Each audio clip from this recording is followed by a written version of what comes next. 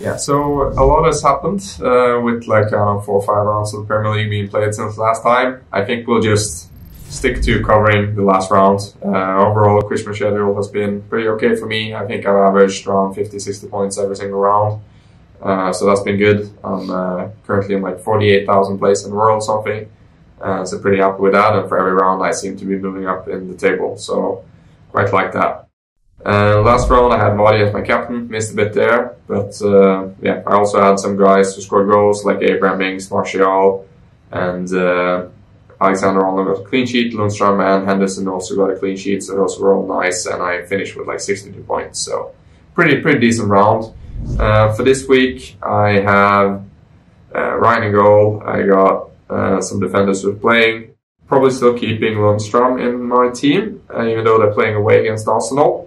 Even though that was a bit tricky one, captain choice. It's not too tricky. I'll probably go with Kevin De Bruyne at home, but I'm also considering captaining Jamie Vardy again. And at this rate, maybe Danny Ings is the one who should be captain. I'm pretty sure that Liverpool are going to beat Manchester United, but yeah, still not entirely sure whether I should cap Mane, given that City and Leicester have some easier competition. Before the last round, I made 2 substitutions, so I brought both Madison and Kelly into my team. And I think for next round, I'll probably be subbing off Tomori as he's not playing anymore.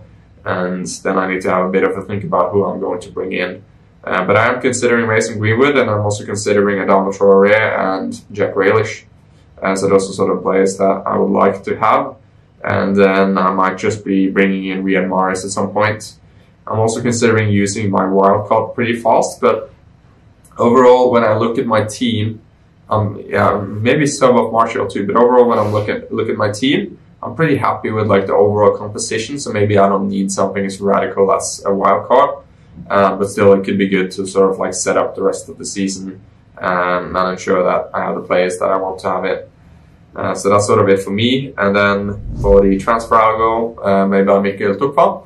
They have their recommendations for the upcoming game week, and there it is, Mohamed Salah, which is by far the biggest value to have. He's back in form, scoring points again, ahead of Mane, so those are by far the 2 most best players to have in your team.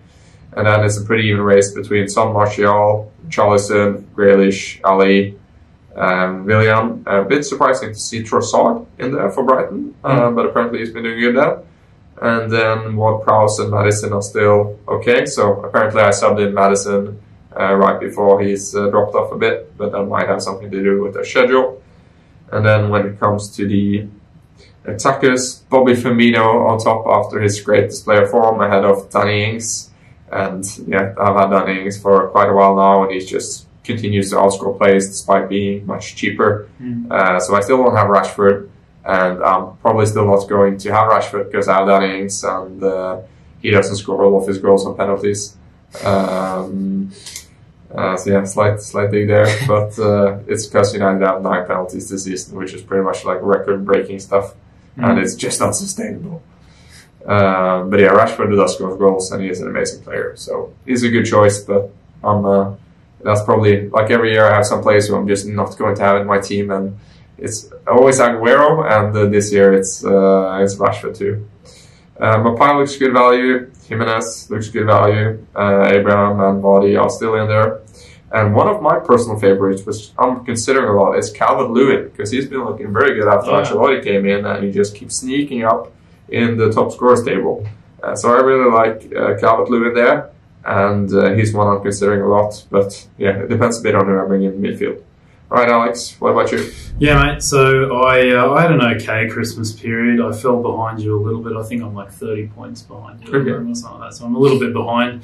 So I didn't have the greatest period. But for me, I've still got basically pretty similar side. I haven't changed too much.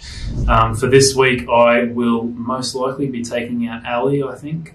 Taking him out and putting in a Liverpool player, probably Mane and Salah, bring them back in as they have a double game week coming up in 2 weeks. So I basically got the next 2 transfer windows to bring in 2 Liverpool players. So I've got them for the double game week. So probably Mane or Salah will come in for Ali this week. And as you can see, yeah, I'll play the 3 strikers, Vardy, Ings, Maupay. I don't know if that's how you pronounce it. And yeah, probably leave Trey or Ray on the bench. You kept De Bruyne too? I'm going to captain De Bruyne. He's playing Crystal Palace at home. Yeah. You would think that's the move to go with. Yeah, I quite like that one too. Yeah. And yeah, it's interesting. Yeah. Let me just see the team. Yeah, so I've got Pereira. That's a pretty good choice. I've had Pereira all season. Alexander-Arnold have him all season. Good choices. So yeah, so I want to spend 1 minute and just mention probably the biggest mistake I've ever made in fantasy. So I was sitting there and during the Christmas period I was thinking, how can I sort of make a smart move now to sort of help me a bit? And Aston Villa had a great schedule. So I was like, okay, I want to get some Villa players into my team. And then I didn't find space for Grealish because I brought in Martial instead. So I was like, okay, but if I can bring in the defender, they're going to keep a clean sheet. So I want to bring in Matt Target. Oh, I saw that. and then Liverpool have a blank game week. So maybe I should sub off Alexander-Arnold here. And then I did that. It cost me 4 points because I already made two points. And then the one game week of the entire round besides the blank one where Alexander-Arnold is out of my team, he has 3 assists and a goal and scores 20 points. So that cost me 30 points, and he also increased in value when he was out. So it just the biggest mistake ever. Never doing that again. Sticking to the good players even if they miss a blank game week. So that's an important lesson. I put him on the bench. Okay. That might be even worse. Yeah, but yeah, he's back in my team now and he's staying there, so that's good. All right, thank you guys for watching. If you like this video and want us to make more videos like this, please give us a big thumbs up and subscribe to our channel. If you have questions for us about fantasy strategy or have topics that you want us to cover or want our opinions on certain players, then please write us and we will totally answer that and bring it up on the next episode. So thank you guys again. And yeah, have a good weekend. With